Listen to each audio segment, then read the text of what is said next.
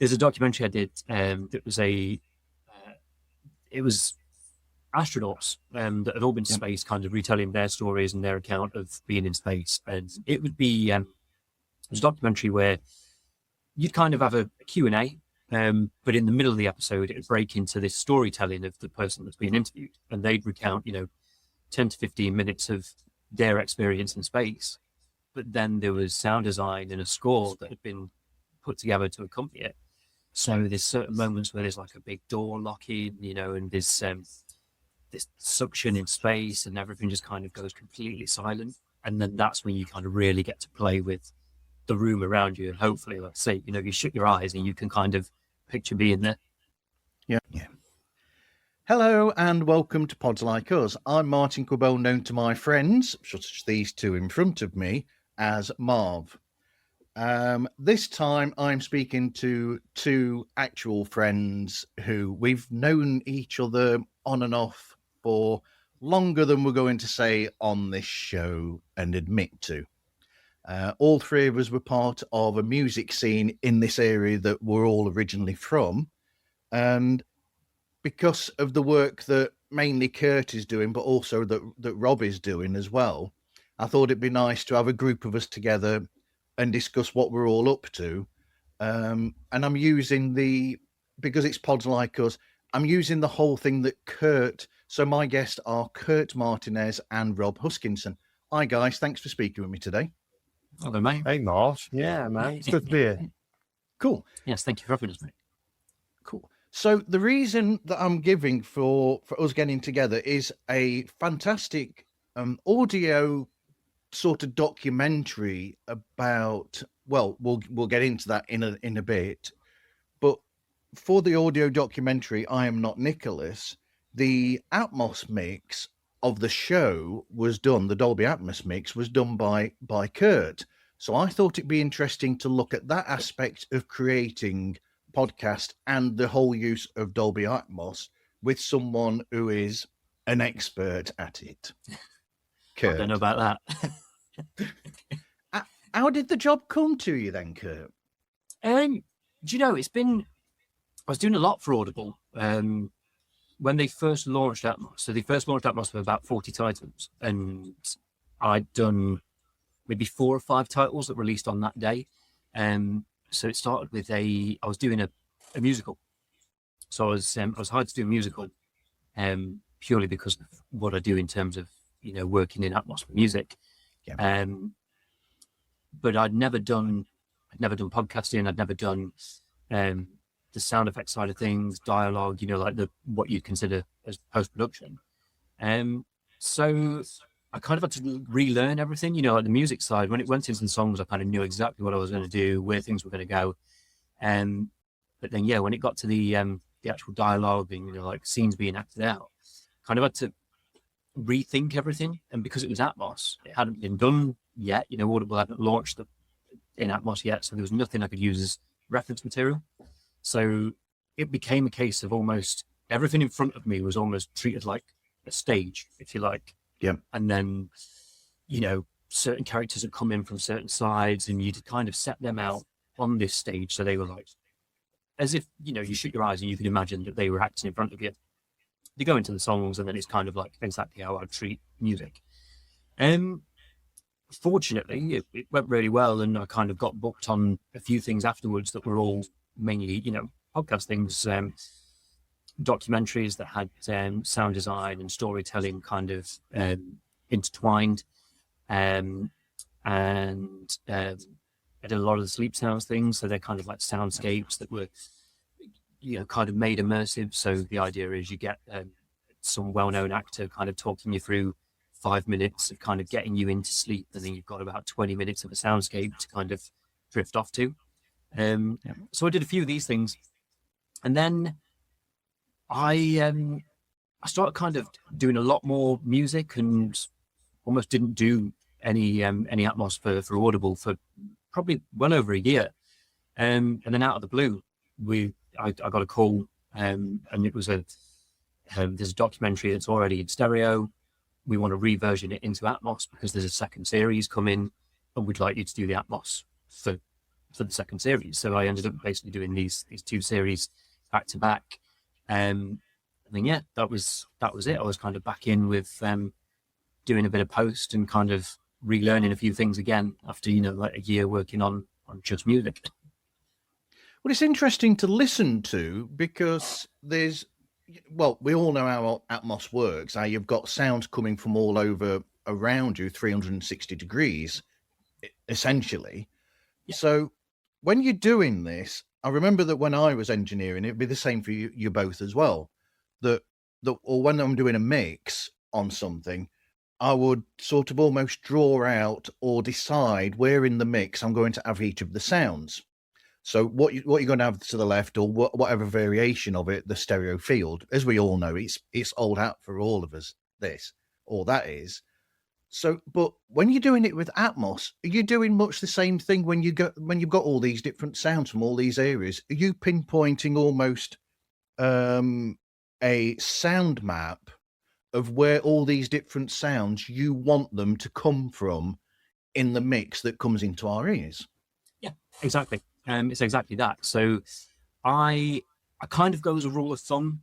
So anything that's like background sounds or general Atmos, so room tones or traffic sign, if it's a scene that's out on the street, I kind of do a thing that's called upmixing. So you basically take a stereo signal and then you kind of fire it out to all 12 speakers, and then it's getting a little bit of the same signal, so you kind of your ears perceive it as a full wraparound. And then that kind of leaves me open to isolated sounds like Foley or sound effects. I can then, if someone walks, from left to right, you do exactly what you do in stereo. But if they're going to walk, from the back of the room to the front of the room, you can do exactly that. So they kind of walk through the listener if you want. So yeah, there's a lot more pinpointing involved. And the idea is hopefully that when you shut your eyes, you can kind of pinpoint where those things are happening. If there's a documentary I did that was it was astronauts that had all been to space, kind of retelling their stories and their account of being in space. And it would be it was a documentary where you'd kind of have a Q&A, but in the middle of the episode, it would break into this storytelling of the person that's being interviewed, and they'd recount 10 to 15 minutes of their experience in space. But then there was sound design and a score that had been put together to accompany it. So there's certain moments where there's like a big door locking, and there's this suction in space and everything just kind of goes completely silent. And then that's when you kind of really get to play with the room around you. And hopefully, like I say, you shut your eyes and you can kind of picture being there. Yeah, I think what's really important actually, when you're coming back from the background of like being an audio engineer, you've got nothing to reflect on in your space, because it's kind of like it's a little bit like going back and looking at what was happening with stereo and mono when stereo came in. They didn't kind of know what was going off in there, and there's all these quadraphonics and all these other things that's going off there. And then when actually you have to do a little bit of looking backwards to think about looking forwards again and seeing what's like, just like I think what you said something like, which I really loved was, you have to sort of, what's the rule of thumb? We've got to kind of follow the rule of thumb, because there's going to be some expectations, isn't there, as a listener? There's and from the audio format, there's some expectations that are just standards, but then also we're trying to be creative and immersive and really set the scene for the person that's listening to have that experience of being there, and that immersive experience is a really rich experience, and really that's what people are taking away from things like that. So what's really interesting, I'll just to sorry to interject, but when you're talking about spoken word, that's a whole new space, isn't it? So you kind of have to go back into what's it like when you go and watch a live show, or you do like live interviews, and where are people laid out and how does that play out? And then, so I imagine there's a lot of research and sort of like going back onto things in terms of what are the standards to see how you can actually recapitulate it, but within the immersive audio space, and how it translates, I imagine. Yeah, exactly. There's the idea of podcasts have been kind of knocked around a bit. So Atmos has been around for like 12, 13, 14 years now in cinema. So it's only, I think we're maybe like 5 years in terms of music. And then podcast was kind of a little bit later than that. So we knew what we were doing in music, and then there was this idea that you're going to get podcasts in Atmos. In my head, a podcast is, a couple of people sat talking in a room, and I'm like, why would you want, like the three of us chatting now, like, why would you want to mic up, a whole room so you can kind of picture us three chatting? But then when I really got into it and I started to understand where podcasts were going in terms of storytelling and, these documentaries that are working well in it, your scripted audio dramas, essentially it's basically TV without visual. So you're almost kind of having to do an extra level of work where you've got that visual in mind and you're watching someone on screen. So you've kind of got the cue for like, oh, right, well, that's happening there. So clearly, it's got to happen at this part of, in this section of your peripheral vision, if you like, your ears. But you're having to almost shut your eyes and kind of mix in a way that's like, right, well, I'm going to move this to this section and then this is going to happen over here. There's a lot more going on. Yeah. And I'm sure as well, there's always that reflection of like, is this right? You're always sort of in your head, like going, oh man, I think if there's anything that I learned about, there was a really great meme. You've probably seen it because I know us three have been in that sort of like tech world, and my background's like in audio engineering, as we know. But there's a really great meme, and there's a picture of like a skeleton. He's hanging over like a Neve desk, and there's webs hanging off him. It's like, the mix is nearly finished, and you kind of keep going back and reworking things. But actually, in a professional environment like you're working though, you haven't got time to keep doing that. So there's got to be like a very clear cut process, I imagine. Yeah, exactly. And you've kind of, as your deadlines go, if you're working with your big companies like your Audibles and your BBCs, they've got really hard deadlines and there's no movement at all. So it's kind of like, look, you've got to do this, but you've only got, let's say, 5 days to do it in, and it's got to be delivered, end of day Friday. So then I've kind of got to manage my time, but then it means I've kind of got a list of where I want to be at the end of each day. And then on that Friday, it's just a case of me listening through, but I've got to be hands off and kind of go, right, all I'm doing is listening. And that's that. If I start going in and tweaking, then I'm going to spend the whole day tweaking, and then, it pushes the delivery back. So it's kind of, this is it now. One last listen and send. I think so. Are you go on, Marv, go on. I was going to say. So, are you imagining then where things are in the room of where people are, and it kind of it changes project to project. So there's certain things where like if it's an audio drama, then I kind of go with that rule of nothing really comes past where I am at the desk, and it's a stage setting. The rears are reserved for Atmos sounds, reverbs, kind of world building, if you like. But the front is very much where your performers are. And in most cases, the score is kind of like the most of it's happening around here. But then again, like there might be little things happening in the rears, reverbs and things just to get to fill that space. With the documentaries, it's very much, you're not doing that sort of, you've not got performers. It's pretty much people recounting stories. So in some cases, it might be, just to play with the format, it might be that, the interviewer's on the left, the person being interviewed on the right, those sorts of things, rather than just being straight down the middle. In TV and film, typically your dialogue will always be in the center channel. With this, because, people listen on Audible, probably 99% of people listening to anything on Audible are listening on headphones on a commute.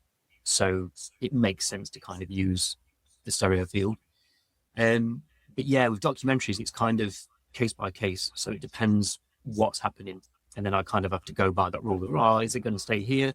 Or is it something that kind of warrants being spread more into the room to kind of feel more immersive? Yeah, the format really matters, I imagine. You've got to think about what the end user's listening on. Yeah, but you've also got to think, my rule in music is it's got to serve the song before the format. So I don't like doing anything gimmicky or anything that draws your attention for the wrong reasons. Yeah. And that kind of stays true in podcasts and audio dramas as well. There's got to be a reason for it. So I did a series called Zeros with BBC and Audible probably a couple of years ago now. And the way we were stemming things out was there'd be like a gunshot, and let's say the gunshot's way off to the back right, so the person shooting's over here, but then the bullet actually hits something over here. And it's those moments where you kind of get to split things out and really play. But it's when you get those files and you're going through, you're kind of making notes, but right, this will make sense if this goes here. You wouldn't put the gunfire and the bullet hit in the same place. It's kind of got to be sort of a sort of thing. Are you receiving any show flows, as it were? So like, are they saying that this is, almost like if I was in theatre, I might have some notes about when certain things are happening, or do you receive anything like that when you get hold of Rush Hour, when I did the musical, I had all the scripts for that and basically all the stage directions. And it helped because, like I say, it was one of the first Atmos podcasts that was going out. Listening back, I've not listened for a while. I would imagine if I went back in now, there's like things that I would do completely differently. Yeah. But reading through and being able to make those notes and go, right, well, this person comes in, from stage left. And it's like, it kind of paints the scene for you. So then I've got a better vision of, right, this is what it needs to be. I then send it on to, whether it's the director, the exec producer, and hopefully then if I've followed it correctly, they should be getting exactly what's written on the page. And then they'll have their notes from there where they'll kind of, actually, maybe it makes more sense if we tried this. And then it becomes that back and forth until we get it right. That's sort of interesting with like a murder mystery, if you think about it, because then if you've got a gunshot in a murder mystery or someone's being killed, and then having read the script, that, we know that this is what happened because we know that the gun was shot from there, like you were saying earlier, in a sense. Yeah. You know that the gun was shot from over there and the victim is there. And so where to place the gunshot being fired from and the trajectory of it to be able to get that journey of the bullet absolutely perfect to tell the story. Because then towards the end, if somebody's minded that way, they might get to the end and think, yeah, that's how I remember it in my ears, was the bullet was traveling from there and to there. It's really clever. There was, I don't remember which project it was, but I was sent some stems where something was reversed and it made no sense. So whatever was happening, let's say on the left, the next moment was supposed to happen over here, and it didn't. It was kind of all grouped together. And because I received stereo files, I worked through it, and I'm like, well, this has all been signed off, so surely this is right. But then in my head, I'm like, no, I'm picturing this all wrong. So then I had to make the call to kind of make those changes and then run it by, when I'm sending everything, I'm like, look, I've just picked up on this, and this. Check this is all right. Fortunately, I had got it, but you don't want then the listener going through and hearing that, when everything's been signed off and it's gone out. You don't want a listener going through, hang on a minute. That's important part of that quality assurance, though, isn't it? It's every step in the chain. Like someone might be writing that out, and they don't know anything about mixing in Atmos. Let's put it that way, and they don't know how it's actually going to functionally work. So it's always worth that bi-directional relationship, isn't it? Like sitting down, let's figure it out, and actually let's talk about it, because that's usually going to result in something that's better than just sort of going, I'll do what you say. Then it's like when you watch it back, it's like, what? Yeah, exactly. So, I mean, if we pull back and go into your history, then, so this is trying to condense. This is going to be a job and a half for all of us, I think. So, what was the journey then from being like the musician and you guys being in Black Box Diaries together? There you go, got the name in, and then going into studio engineering, and then, I mean, to my mind, going from a stereo mix used to be a pain sometimes, as it was, as we've sort of hinted at, with that joke of the skeleton there at the and that joke, we will get this mix done eventually. It must be mind blowing then for them to go from that, learning how to do engineering from a stereo field, to the whole Atmos thing, and and surround. That must have been a big thing. Yeah, it's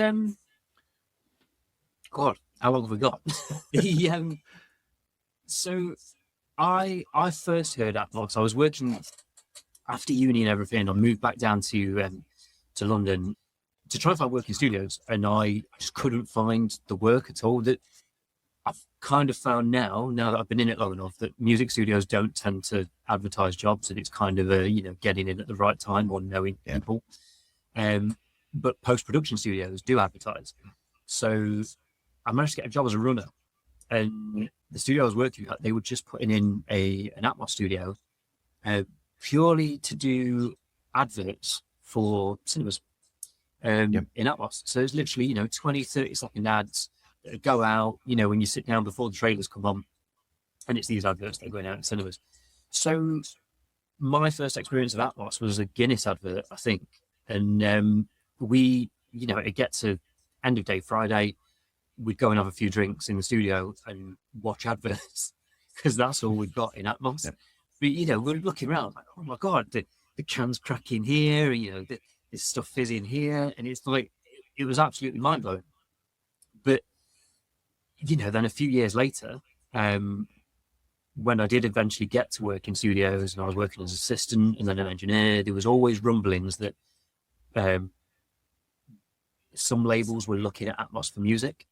And then, those that were familiar with it kind of like, well, it makes no sense. How are we going to make, a surround work in headphones?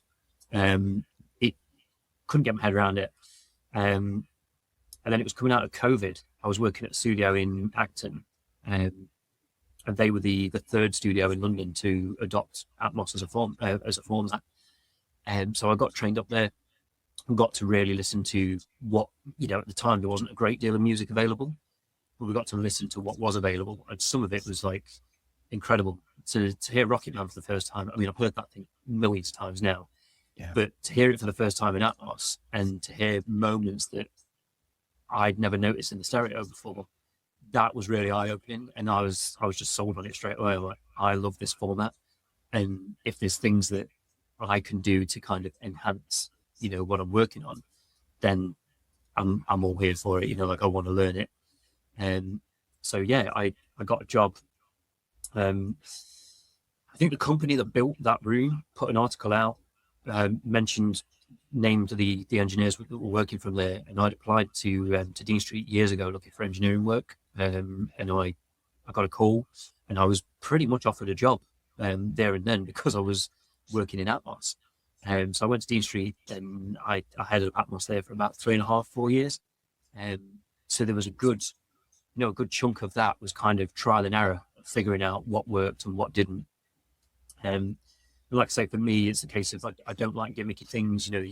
Some of my favorite records are available in Atmos now, and there's guitars flying around the room and things that make no sense to me. Like for me, guitars are very much a static thing. Find the place, leave them there. Synths of kind of pads in particular, there's almost like this nice movement to them that works to kind of crawl the space. But guitars and drums and things that kind of just need to be in position. So yeah, there's a lot of trial and error and figuring things out. And and 4 years on, we kind of made the decision. We moved further south, and I was like, I want to carry on doing what I'm doing. But the commute, we moved closer to my wife's family when we had the baby. And I was like, I want to carry on doing what I'm doing, but the commute into London is 2 hours door to door, and it's just not sustainable. So I ended up building this and going freelance. So I still do what I was doing, but I just do it on my own now. 3 seconds from the house. Nice. I mean, but other than the work that you're doing for podcasting, the work that you did, I'm going to say a name now. The Kylie that you did, the work there, that's a nice sort of way to look at how you're describing the music side of it, where instead of trying to make it a gimmick, in a sense, you're using it in a nice way on the mixes that you did for Kylie's album, where you've got like reverberation coming from that area at the back of you and around. You're using it for that sort of thing as well, and some of the pads as well you've got further back in areas. So it's a nicer, more comfortable listen that works for the music that way, as opposed to it being a gimmick. I think that is a really nice mix. Oh, cheers, man. Thank you. It's that was a lot of fun to do. but it was also, when you get told it's Kylie and she's got this massive following anyway, this huge history, and then I'm like, oh shit, this again. I then don't want that to be someone's first listen of Atmos, to first hear that format and then dismiss it straight away. They go and listen to this artist and then they just kind of dismiss the format. So I say trial and error. There was a lot of I don't think I had long on that album. It was maybe 3 weeks tops between doing the first single and then delivering, I think the album's like maybe 12, 13 tracks. So it was a case of sort of setting out, right, well, I need these ones kind of in a good place by the end of the day. And then at the time, because I was still at Dean Street, I was traveling in from Essex at the time. So I was taking the Apple AirPods Max and I was just taking those on the train. And I was just listening constantly. So I was doing what I was doing in the studio, checking things back on headphones in the studio.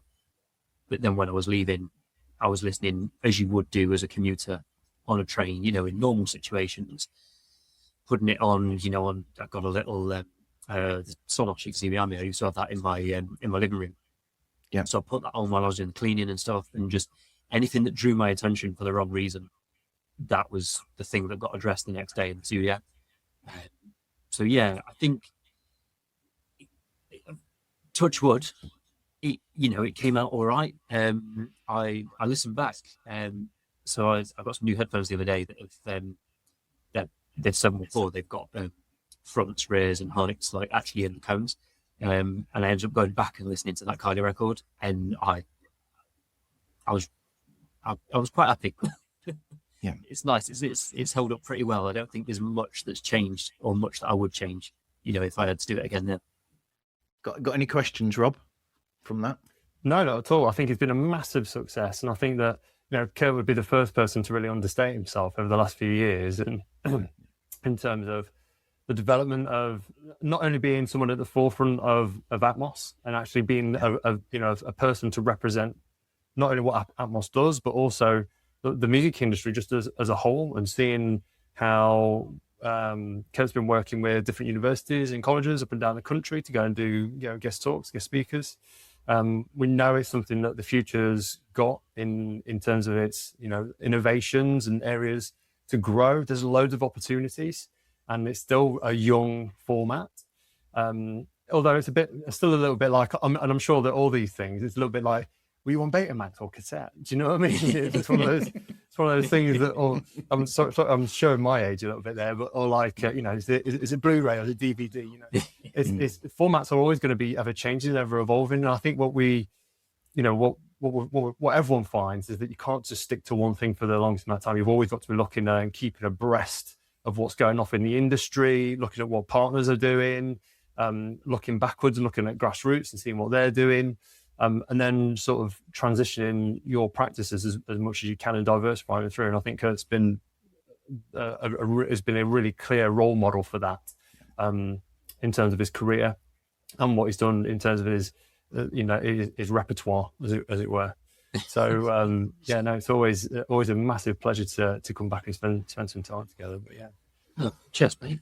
Appreciate that. So when you're doing your own work, Rob, lecturing in music, is there anything that you've got from your friendship and your knowledge of what Kurt that you've used in that lecturing? Has that become part of the curriculum, so to speak? Yeah, so I think something for me that's always been important for me anyway, I can't say this is for anyone or any company that I represent or work with, but something for me is always to make sure that we're looking at both ends of those spectrums. And it's a little bit like I was saying earlier, is we've got to stay connected to the grassroots and support people with the opportunities and the skills and the things that we have, because we've got the experience, but also be looking at the next step and making sure that we're passing on through into the industry, and that we're looking and speaking to the industry to inform what we do back at grassroots again, if that makes sense. Yeah. So it's a triangulation between those things, as it were. And so for me, it's always been important to keep connected with people that have really made it, my alumni from college and people that are actually doing things active in industry. I always say to my students, the difference between you and the people that you're watching as the people that you are massive fans of is the fact that they've just got the right place, right time, they've done the work, they've been out there, and they're not just sitting in their bedrooms doing nothing with the amazing songs that they're making and sitting them on their hard drive. They're getting connected and they're getting out there. That's the only difference. They're just people like you and me, and you can do it. And so Kurt has been down to the college that I was working at and did a really nice guest lecture for us, which was right at the end of the year, just to make sure that students were getting an exploration into the world of working in industry, but also like looking at Dolby and actually looking at how someone's career can diversify over the start and through to where you are actually active and working in industry. Kurt did help me out with some PowerPoint information the other week. He was talking about like time management, because I'm trying to train, you got to remember that I'm sure that it's been a long time since we were all 16, but when you were 16, like, could you even remember like what you wanted to eat for breakfast or things like that? So it's like, okay, you'd be 16 again. Like, where are you thinking of your future? No, you weren't. So it's, let's look at how we can connect those things back. Talk about time management. This is what's happening in a professional job. This is the expectation that's going to go off there. So let's actually talk about it and think about how we can help and support you guys with that now, so that employers have got that in place. So you go and you just smash it, rather than, we know that it's big news in papers all at the minute that employers are turning around and saying, we've got students coming and they haven't got the skills and blah, blah, blah. And Andy Burnham's just this week gone out and said, we're going to offer technical qualifications to 14-year-olds now. And so, I think that the big thing is making sure that we look at the employer base first. And then as a teacher, then I might be looking at how I can design my curriculum to speak to that. So because I work with a really flexible and adaptive method. So basically, we've got different types of qualifications. So you've heard of like A-levels or diplomas. But then you've also got different awarding bodies, and different awarding bodies work in different ways. Now, I work for one particular awarding body that is a creative-only specialist.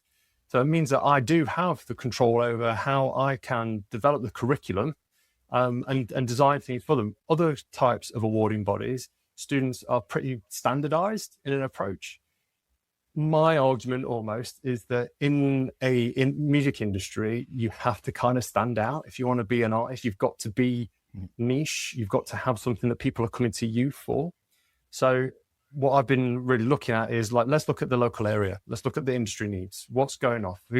What are the guitar tutors doing? What are the events that are going off? How can we design something now as a mode of delivery that I can get students to go to that event and smash it? So they can be working in that event, for example. So now I've got work-based or project-based learning going off in my classroom, rather than, okay, well, we're going to write a report, or you need to do some research on 1960s quadraphonics or something like that, or let's talk about the human ear. Those things are super duper important, but we know that the skills and the attributes that young people develop, which are, how they can solve problems, how they can contextualize things and actually reflect and think about what the next steps are.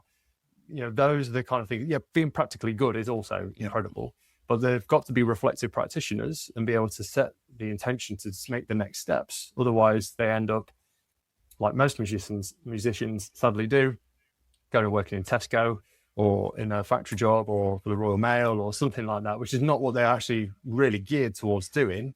They're just doing it to pay the bills, and they're getting bogged down. And so that it's a more sustainable model when we look at actually looking at the employability world, what's going on in employer base, and then actually what we're delivering in vocational study. So I've probably gone way off your tangent in there, because it's something that I'm really quite passionate and love about. But I think that where speaking to people like Kurt comes in is actually connecting the root and the branch of everyone, and saying that here we've got students that are coming in right into industry. They've got these fresh ideas. They are the future. They are the future, and we need the next big thing, guys. That's the thing. We do need this to be sustainable and carry on. So if we can get someone like Kurt to come in, or I can use some of Kurt's material as a case study. Kurt will know this, but I've been giving his CV out for years as part of like CV building workshops. And look, this is what a creative CV actually really looks like, guys, rather than it just being a one-page document that says qualifications and things. that has nothing about you on there. We want this to look creative and speak to the people that you want to employ here. So yeah, it's been a real good gift to me to have the connection that Kurt's done. And just like I said, like with my students, like I've always believed in what Kurt's done. So, I don't think that he, like I said, he won't give himself the credit, but the risks that have to be taken to actually have an active career in industry are massive. And I'm sure Kurt's felt them at times. What would you say to that? Yeah, just a bit. I remember we had a moment. It was probably about this time last year. I've taken a few risks with like moving to London and not, I moved to London without a job. Basically, used my savings to get a flat originally. Sold my car. Came down. I think I got a lease for like 3 months, and I kind of had to find a job, within that 3 months. I basically did the same again when I moved on from Dean Street and built this. It was like I kind of got enough set aside to sort of pay me for 3 months, and then coming towards the end of that 3 months, I was like, I don't know, I'm going to pay the mortgage. Yeah, and it got dicey. It was always going to be dicey those first few months going off on my own. Fortunately, one job came in, and that's it. My head was focused, like for the next couple of weeks. And then the next job came in, and then, there wasn't enough time to worry, which was probably did me a favor, but it kept me busy, and then things kind of snowballed from there. But the amount of times I've kind of been in that situation where I'm like, oh shit, is this right? Yeah. What next? Am I doing the right thing? And you're always kind of like, you're working in what you're doing, but then you're also having to work on it as well. So you kind of like, you've got your 9 to 5, now you're 5 to 9 almost, which is like, I've got to show up and do the work, and then I've got to work on myself in the evening or what I'm doing. Yeah, well, it's exactly what we were talking about the other week with, the time split of how much time you spend actually doing the work, and then how much time you're actually out there grafting to try and find the work, and then maintaining these relationships, and the admin side of things.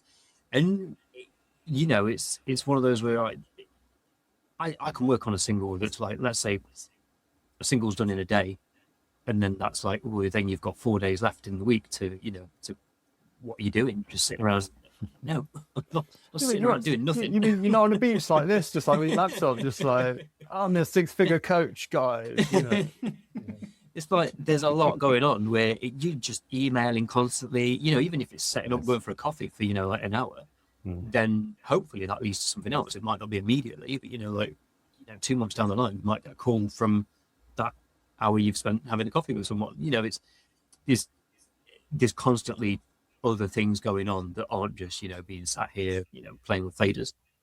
As something that I've learned really early on was that every communication that you have, every meeting that you have, every just meet and greet, those little smoozy events, as you are probably saying, smoozy.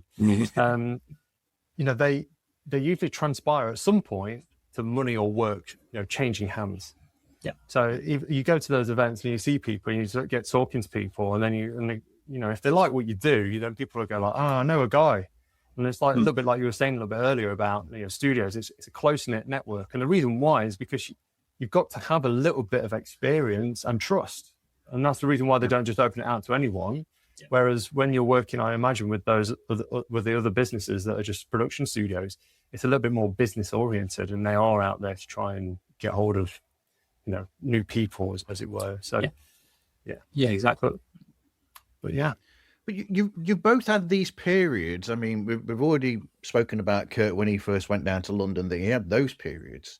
And it's the whole risk-taking thing to get to that thing that is eventually right for you.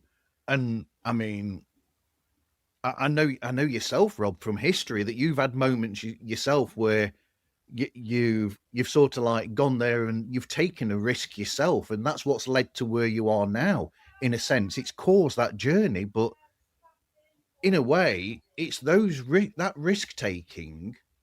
You need to do it in a sense to prove that you can get to that level that you're trying to reach. Yeah, years ago, I remember going to a food festival. John Turose, the chef John Turose. His wife Lisa Faulkner. We did there was a bit of a meet and greet. She used to be in EastEnders, I think, years ago, and did a bit of a meet and greet, and got talking to her, and she said this to me, because she sort of like gave it all up and went and put all her eggs in one basket. And she said, you know, if you've got an opportunity to jump, you know, you should jump. And that always sort of like landed with me. And it was like, and it's not because of, it wasn't because of who she was, or, you know, because you do get a little bit of that sort of like superstar-y, like fandom sort of like bits, don't you? But it was actually just, it landed with me at the right time. And I think that what I've always learned, or what I've seemed to learn now, you know, I'm 40 years old, you know, I've been working in studios and music related career since I was like 18 or 19. And, you know, you've been playing guitar on your bed and falling asleep with it on your chest since you were 30, you know what I mean? Is that you've got to diversify. You have skills that other people don't, and people will pay for that, you know, and that's the way in which you have to sort of find work as you go along. I get quite bored, I'm going to be honest, with things sometimes, so I juggle a few careers. What I mean by that is just that repetition can be quite tiring of things. So, you know, as I'm getting older, and I'm a lot more detail oriented. You know, I like to make meetings and community happen. I like to get people grouping together. I think human connection is something that we're really losing in a world like right now, even though this is a wonderful way for us to connect. But actually, like, you talk about things in a room, like everyone walks away and feels great, you know, and we'll feel great too, you know. But at the same time, it's kind of like seeing that when we get people together, when we can have community, people don't know how to run events. You know, when you come back from the music industry, it's like from years and years and years ago, setting up like gigs at the festival hall in Kirkby. Do you know what I mean? It's like, it's not that difficult to me to organize a gig or event, but someone else, like, we don't even know where to start. You know, like, where do I even book? You know, so it's like it's really it seems quite really straightforward, and then you can solve a lot of problems for people. So, like, just recently, like, I work for a community interest company, which is basically a dementia day service, and you know, I came in just to actually work on grants and actually help them with getting hold of monies to be able to continue service and actually develop and grow service. But actually what it grew into was the fact that I just saw all these like gaps, and actually, look, we're going to solve this, and we're going to make it something that really matters, because if we don't solve this too, then all these grants don't matter. So, okay, it's great that we've just got 20 grand funding from the National Lottery for a bus, but if we've got no one sit on that bus, then nothing's going to work for you guys. So now all of a sudden, you know, we've got iPads, we've got route planners, and, you know, kitting them out with digital integration, but also, you know, having the logistical stuff to back it all up. And, you know, coming from the music industry, those things are really quite simple. And education, you know, they're really quite, not simple, but they're the norms. That you don't see how that like lands and transpires. And people say that, oh, but that's so different from like music. It's not. It's like, when you think about music, it's patterns and repetition and you know, guitars and sounds and connection, and that's all you're doing. You just turn it into a space or a different career, or the skills that you bring are very, very different. And I think that what you find as well, it's like Kurt will be able to speak a little bit more on this, but when you go into other people that are as passionate as you are as well, you know, things really blossom and really grow. I think that's what's incredible about working in places like London and stuff. So one of my jobs, you know, I do get out and about, and me and Kurt have met for a coffee once a few times over the last 10 years, just because I've been at a training event or something. But yeah, when you get down there, you see that people have got a lot more self-agency, and people are a lot more motivated, and there's more skills, there's more opportunities. But then we have to learn those experiences and then bring them back to where we live in our local area. And I think that's what really I get out of like working in those different areas there. And being able to diversify is, I think, something that's really, really critical for anyone that's going to go through the creative industries. And that's what, you know, I was speaking to a little bit earlier about students having skills and attributes. They've got to be able to get to a point, find the resistance, either solve that resistance or take another step and move on. And, you know, if they just go past, you know what it's like. You want to buy something and your credit card's in the other room on your phone, you just go, I'm not going to buy that now. You know, there's some resistance now. Do you know what I mean? So, you know, having that tenacity to actually solve problems and everything else is something that creative practitioners are really great at. And I think that's where we have these areas where we can bring certain things to different areas of business and stuff as we go along. But the way that you both, you know, when you do the talking to students and the curriculum and the way that you look at this and the way that you present music to these people, to these students, it's something that touches me personally, that I'm really happy about, because one issue that I used to have was almost, we've all been there, you know, music class at school, where there's that sort of, it's old fashioned, and you've got that brown sort elbow of pads, you know, you've got the elbow pads and the yeah. tweed, you know, and all that. And what you're doing when you're talking to the students is you're making it current, because, like you said, all that stuff that's there, that is from the past, the old, you know, it's still important. You still need to train your ears. You still need to do all of these things and have that knowledge there that is historically in music.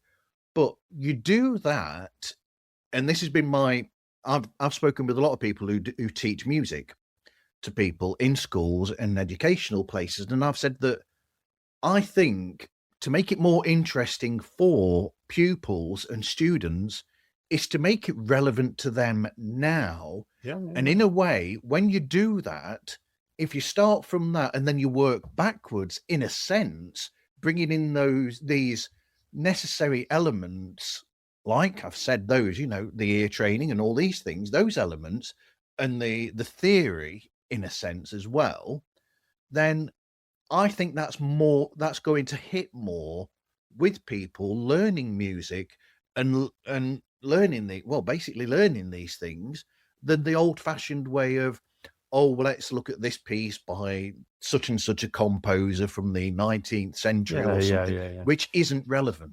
Well, I think there's two really important strands there, and just to try and try and speak to both of them, is that we are currently right now using podcasting to be able to have this discussion right now. Everything is music, right? So this right here is something that can be used. This is a format that we've got to be training people on, so that people like Kurt are mixing stuff for podcasts to be enjoyed, for us to be able to generate that material and utilize it. That's only one area. But at the same time, there is still room and space for that as well, though, Marv. There is still room and space where we are losing the arts, we're losing jazz, we're losing classical, we're losing the trumpet bands and all that other stuff, because that's a heritage thing. So we've got to celebrate all of the areas of the arts, and they all really matter. But I do hear what you're saying as well. Like we do songwriting lessons. We're talking about Dua Lipa, or I get them to write reviews and do them like Justin Hawkins's reaction videos on YouTube. You know what I mean? That's how they do the reviews. Or I get them coming off stage and they do like a hot debrief. So we're trying to make it industry relevant, but also relevant to them. If I turn around to them and say, look, guys, you're going to do a project on 1970s Beatles, you're going to do the Beatles anthology, and that's going to be your that could be amazing for some students, but it doesn't fit all of them.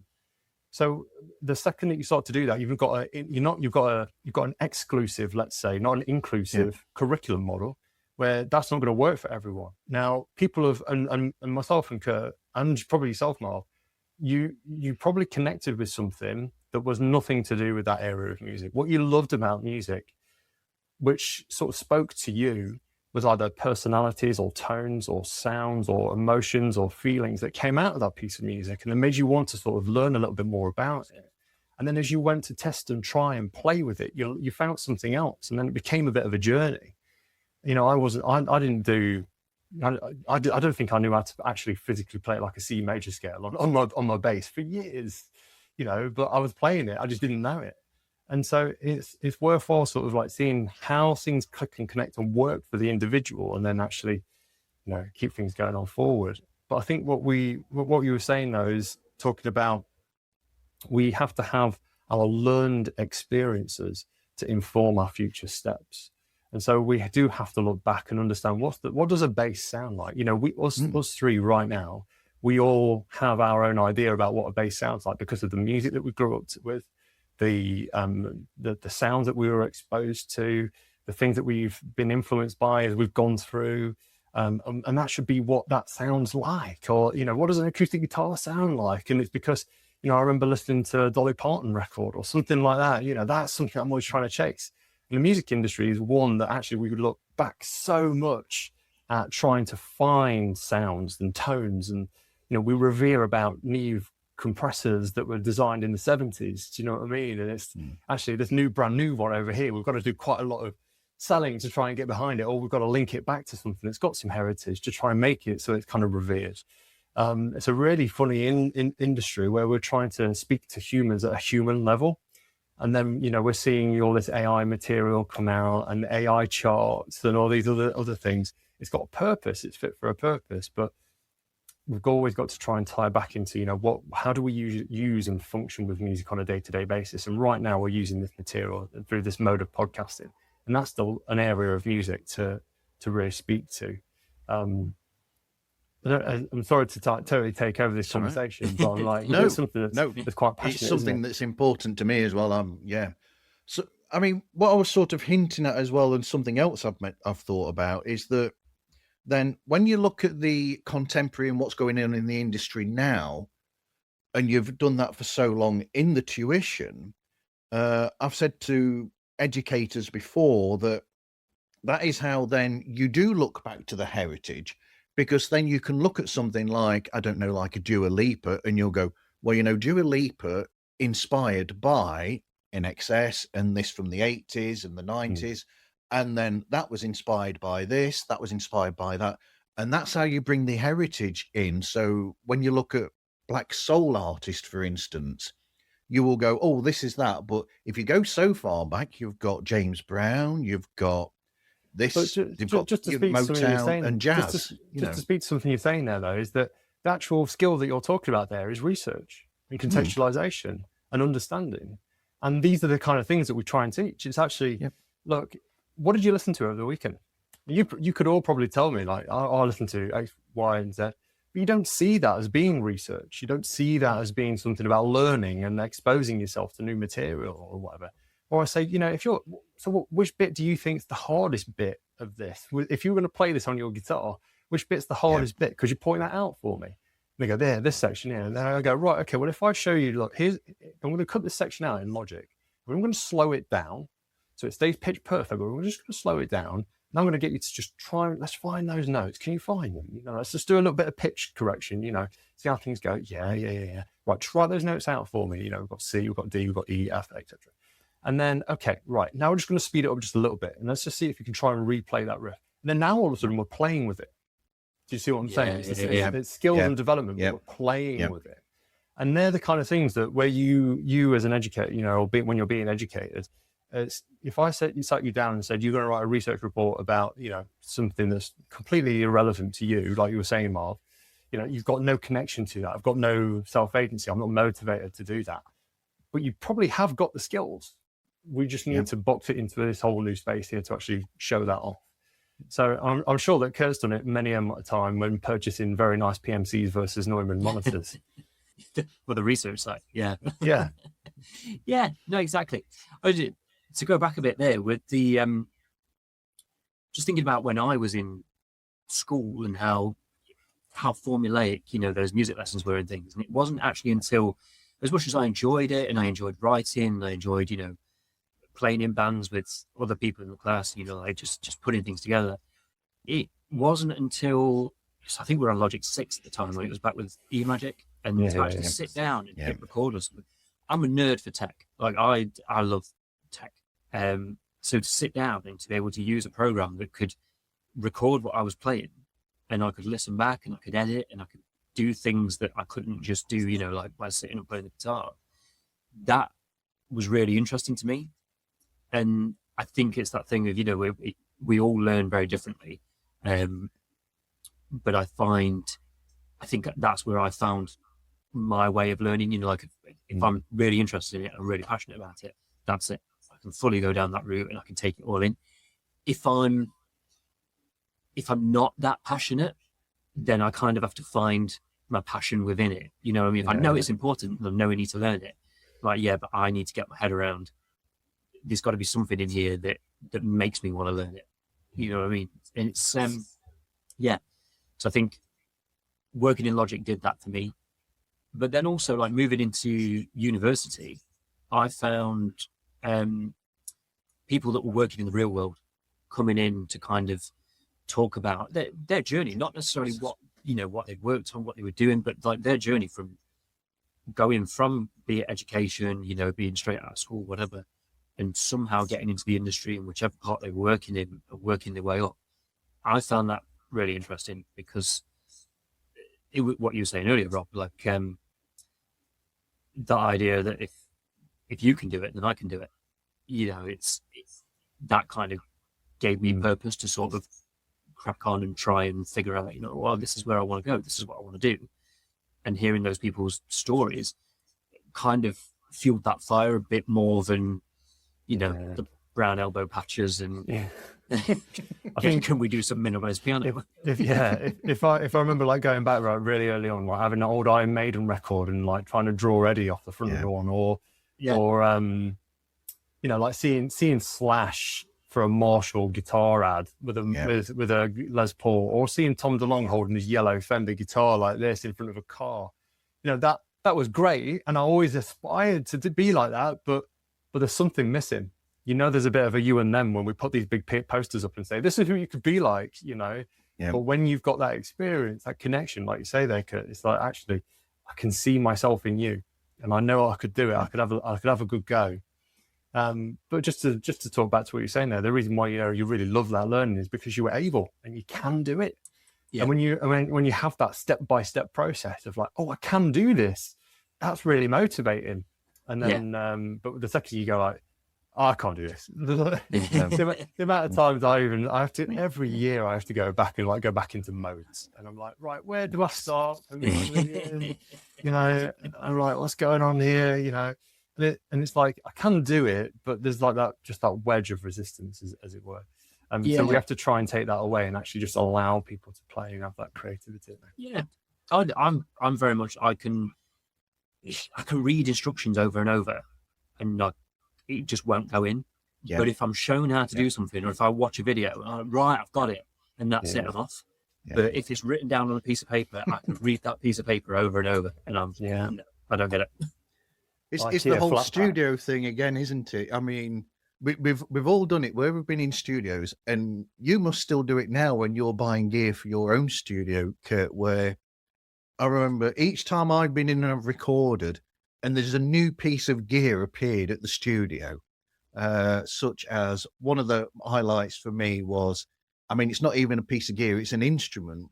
When I went to the old library studio and they had the new Moog appear there, and I could not take my hands off that thing. That was the instrument that day for the recording. Everything I recorded had to have that Moog on there, because it's that attraction that we have that you get from. There's almost a release in a sense with this, where you try this out, and then when you've suddenly thought, I know what I'm doing with this now, and it's not instruction manuals, it's having to hands-on go there and physically learn how to use this stuff. And it's the biggest high that you can get when suddenly you know what you're doing with this stuff. Yeah. And that Moog, I've got a funny story about that Moog. So that Moog was purchased. It wasn't. We didn't purchase it for the library. It was purchased by the company that owns the library to make whale noises for a theatre production. And so, I mean, you're talking about Voyager keys and heads unit. You know, you're talking a very expensive synthesizer there. But yeah, and then we acquired it and we got it in. But yeah, again. There's the brand, the reputation of the brand, what it does. You've probably got some meaningful connection in another way with what Moog synths are, or you listen to another band and see how it's been used. And then when you plug it in, you're having that experience of listening and immersing yourself. And we can tie that right back into Atmos. It's it's that immersion of like, I'm just me in this instrument, and what can I do? And the amount of times we used to, at my old college that I worked at, we had production suites downstairs and little pods, and we called these pod units, were packed with synths and stuff. And, we'd find students in there at like 6 o'clock, and when we were like leaving, it's like, I let you in at 8:30, dude, when I got to work. Like, what have you been doing all day? It smells like Doritos in here. Like, what's going on? And they go like, whoa, I didn't even realize, man. Like, just been having so much fun, and day's just gone. Same in the studio. We're just getting to RS1, and it's like recording the main recording studio. And it's just like you've done like a 3-hour session. It was just like you blinked, And the amount of times I've been asleep on the library floor, like, because it's like so late at night, like in the theatre, you just go and have a lie down in the theatre after a late night. It was good space. It's cool. I always found with them, I've been fortunate in what I've done, that I've worked with labels book in the studios, but when the labels book in the studio, you don't have the luxury of, being able to play with the gear as much as you'd like. You kind of have to know it. It's like, artist's going to be here, in an hour. You've got to be set up. They want to use this mic, this, this chain. So it's kind of like a set up and go situation. And you've almost got to find, so like with the CO1B, I found the settings that I liked for one particular job. And then if I was setting up and it was just like everything was going to be rapid from then on, they'd be my go-to settings. And then I'd kind of tweak from there. You literally just changing the threshold and not really anything else. There's certain times when you've got a bigger band or tracking, then you've kind of, again, you've probably got less time, but it's more a case of, right, throw all this up through the pre's, get compressor settings quickly, and then again, it's just threshold on everything. But you kind of got to know in your head, this is what it's got to be. I haven't got time to play. I think that's one of the things I've missed I know some producers that have got their own spaces, and they'll have a band come in that's coming in for like a week to track, and they'll spend that first day just getting tones and sounds and getting things to sound the way that they want. And I think that'd be really cool to do, and to spend time. I mean, now I've got my own gear, it's great. I can spend as much time as I want doing what I want when I've got the time. But when I'm booked on, a studio session, it's literally, this person's coming in half an hour, this needs setting up. It's just, it's heavy. Yeah, you have to learn the ways in which you're actually going to make it work for the situation, rather than, and that goes back to like really good time management, knowing your products, doing your research again. Yeah. Do you know what I mean? Yeah. And having that experience, you should be able to walk into a studio and be able to and use it and function within it. Yeah. I would have, like, if I was booked on sessions, whether it was as an assistant or an engineer, you'd kind of get the chain sent through. And then I would, if it's something I've not seen before, I'd be downloading PDF. So I'd be on the tube or in a taxi on my way to the studio, and I'd be reading the manual to try and just gauge, right, well, as soon as I get in there, these settings, I know that worked on this thing before. I know that this kind of behaves like this thing. So we just set it up, and then we do a few, like, as we're doing those first few takes, just kind of like getting levels and things, then I'm just kind of sneakily playing around, figuring things out. And it's like, right, cool, we've got it. Okay, let's go for a take. Can we just do that take again? I don't think you quite delivered it quite right there. And obviously, Kurt's in the background, like tweaking something still. Yeah. Well, exactly. They when producers would come in, they would, if you're doing a vocal session, they'll have the track laid out. You might just get a stereo track, but then I'd be doing like my tempo mapping and my marking and things. I'll give them like 2 listens through. I'm like, oh, do you want to just get used to the speakers or whatever? And it's like, I'll play it through while they're listening. I'm literally doing my tempo mapping, marking. If I'm not done by the time that 3-minute song's done, well, cool, you just want to have another listen through, and then, I'll finish off while they're having that second listen. Just kind of doing these things sneakily without anyone realizing, but you are doing the session prep there and then in that moment. It's very, very fast. Just don't tell anyone. Yeah. No. I mean, Rob talks about time management, and he talks about getting bored easily as well. I mean, Rob, not only have you got, this work that you do lecturing and the musical education and all this, you've also got this, and this is one reason why I've got you on the call, is because this is another side with my own family history and my mum passing away from Alzheimer's last year. And this sort of touches me as well in a way, and I want you to explain to people about this, because I think it's really important, is what this thing called Open Door is. Open Door. So Open Door is a dementia day service. So it's a community group where people with early to mid onset dementia can come and get together and have a really great meal. Food's the one thing that connects lots of us and actually sort of de-stresses a lot of people. It's quite hard to argue over food, isn't it? And then we put on activities and stuff. My role there really is, it's like I say, it's to do with like getting all the grants and stuff. Like, I'm not in there like caring and doing stuff, but I do help organise with some of the carers events. So what we actually do is we actually get carers, people who are caring for someone with dementia, to give them a little bit of time and space.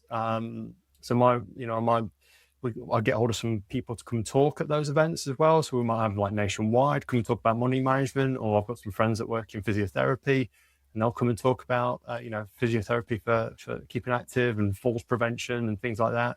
Or we do like nutrition workshops and things like that. So that's been really good. Dementia is a disease, and it is a disease, but it's one that's always declining.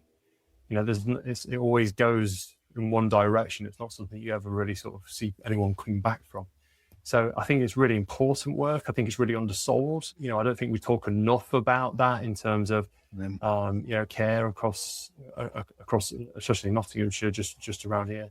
There is support and it is out there, but getting more eyes on it is always the thing. So I think it just speaks to me as well. It's something that you can see what you do has a good impact to people in a lot of ways. It keeps you tied down and tied together with it. But yeah, no, there's not a moment to be bored, man. They're great people. If you ever go to the service, go and take a guitar for a bit, and then off you go. Wow, watch them get up and dance and sing, and you're playing like old MacDonald or something like that. It's really great fun. No, it's really good fun. They're always up for a really great laugh. But yeah, so that's been the case there. But no, time management is always difficult as well. I've just been diagnosed with ADHD, haven't I? So I think that's one thing that sort of adds and takes away. So it's definitely not a superpower. People say it's superpower, not at all. But I think it's one of those things where you sort of recognize things in a different way to other people. So the more that we can do to support and raise the awareness of things to do with cognitive development and cognitive decline and things like that, it's always going to be really good. But the ADHD, watch what you're saying, Marv. The ADHD, it'd be sort of almost helpful in some ways with that, because it allows you to be able to focus in on those specific things that you need to do. In a way, there is that sort I've had to learn how to do that, yeah. though. You know what I mean? It's one of those things that I've had to learn how, because I could sit in front of a computer, in front of Logic for hours and hours and hours and hours and hours, picking tiny detail, and it didn't matter. It doesn't matter. And some things, like Kurt was saying a little bit about, like, there's no time for revising things, really. We've just got to make sure the project's done. And that was never on my radar. I just wanted to make things perfect. And that could be quite stressful. Yeah. But yeah, I know what you're saying. It's like you're picking up on things that other people aren't, which is incredible, really. That's why, I always say I'm a really good number 2. I'm not a good number 1. And I don't mean toilet there. I mean, when people are leading, I can support, and I'm a good side partner, as it were. Because it's usually like, okay, if you've got an idea and you know where we're going, keep me on track, and I'll do as much as I can, and we'll get there. But then at the same time, there's loads of skills and attributes that I bring to in other ways that I can help other people with that can't see some of those things, and why the small details don't matter. So. But that's why it's been fun on the odd occasion when me and you have worked together in the studio, where I've enjoyed it in a sense, because me and you have got this thing where, and I saw it in you when we've been in the studio, where I'll be doing something and you've honed in on something musically that will work perfectly for it. And we both do it, where we will be there in the studio, someone's putting a part down, and it's because of that's in us, where we notice it, and we're like, do you know what this needs? Is that we can hear what needs doing exactly in that moment, and then we go into the studio, we do what it needs, and so it allows us in the musical world to be able to work that way. Yeah, and I think, like Kurt will probably see it too. It's like once you get musicians together in a room, it's like the IQ in that room probably drops about 20 points. But at the same time, it's about like seeing creativity and knowing you're talking. Like you were saying about, once I've got the studio, I know how the studio side works. If you bring something to me, well, let's just make it amazing within this space, in this format, in this way. So yeah, and I think like music. When I work in music, when I work in sport, when I'm working in quality, when I'm working whatever, there's a process base to it. There's a goal at the end that we're getting there, but then there's also the processes that you're going through. I think that's something that, that process and seeing step by step where you're going, is really important for a mix. It's really important for learning to play an instrument. It's really important for, writing incredible reports, or, whatever it is that you're doing. It's sort of it's the same skill or attribute, but just, with a different compass, as it were. Absolutely. Wow. I could talk with you guys for hours and hours and hours, but we all need to get on, don't we, with what we've got to do. Next time I'm in London, Kurt, because I was there for a podcast show in Islington in May. Yeah. I was there then, but because that's so full on, I didn't have the time to be able to connect with anybody or whatever. It'd be great to catch up, and I'll buy you coffee and lunch or something some point when I'm in London next, if that's okay. Yep. Cool. Yeah, absolutely. I've got access to a studio in Islington, so if you're down for that again, nice. I can take you by the studio and play a few things if you like. And me and Rob are closer to each other than London, so we can sort that out sometime soon. That makes it a bit easier. Also, I've got pictures of Black Box Diaries playing at Kirkby Festival Hall somewhere in my collection, by the way. Chris, my brother was actually asking for some photos this morning, Marv. So if you've got them, shoot them across, man. Yeah. I'll look through the archive and go through the storage and see if I can find them, dig them out. Yeah. Shout out to Chris. Yeah. Man. Anyway, thank you very much, guys. So how can people get in touch with you, and what have you got coming on, first of all, Kurt? It's a good question. Just thinking what I've done and what's announced. Season 2 of I Am Not Nicholas. That's out as of last week, I think. So I was on holiday, and Nicholas Rossi, who the series is about, he died while I was on holiday, so we had to rush out a few changes to the last episode.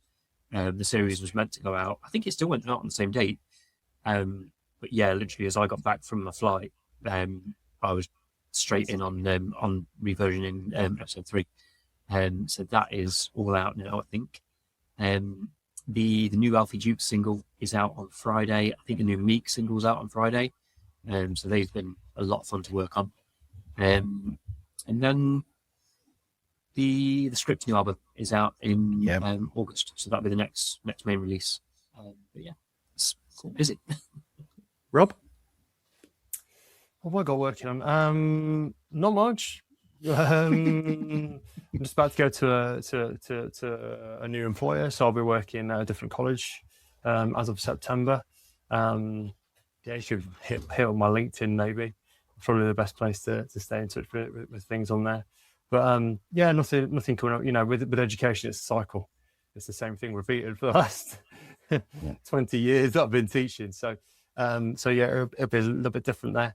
But yeah, so there's nothing really massively on the radar. What I'm really interested in at the moment is like coaching and seeing how education is going to be going in the future with a new sort of leader from the government. The sort of things that I'm keeping abreast of at the moment, and then also looking at just how to run really great training events. Really, I think that's what I'm digging into at the moment. So that's all from me, really. Cool. Is LinkedIn the best place to find you as well, Kurt? Yeah, LinkedIn, Instagram. They tend to get updated regularly with things going on, and I check my messages on both of those as well. So, yeah. Thank you very much, guys. It's been fun speaking with you. Good catching up. Awesome. Nice one. Well, cheers for having us, mate. Thanks, fun. Right. You can find pods like us on any site that you find podcast, and the easiest way to find all the socials is to go to themarvzone.org. But anyway, thank you everyone for listening, and hope you listen again to another episode of Pods Like Us.